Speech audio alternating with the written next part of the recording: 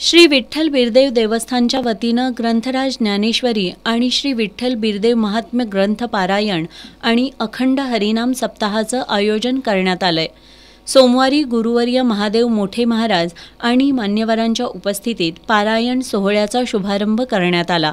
श्रीकांत बोंगाळे आणि बाहुबली पाटील यांच्या हस्ते ध्वजपूजन, महादेव चौगुले यांच्या हस्ते ग्रंथपूजन, प्रकाश पाटील यांच्या हस्ते वीणा पूजन, विजय सुतार यांच्या हस्ते मृदंग पूजन, नारायण नारूखान, महादेव आवटे यांच्या हस्ते टाळपूजन, सुनील पंत कुलकर्णी, बिरू वालगे यांच्या हस्ते मूर्तीपूजन, पुरंदर कांबळे विठ्ठल कुंभार गुरुजी यांच्या हस्ते कलशपूजन, तर दिलीप हळदे, सुरेश पतंगे, सोनाप्पा नगारे यांच्या हस्ते संतपूजन करण्यात आलं।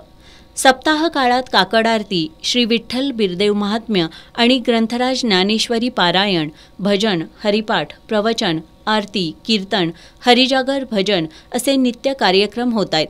सोमवारी 27 मे रोजी सकाळी 7 वाजता श्री बिरदेवांचा जन्मोत्सव सोहळा संपन्न होणार असून नागावचे सुभाष शिंगे महाराज यांचे काल्याचे कीर्तनानं पारायण सोहळ्याची सांगता होणार आहे।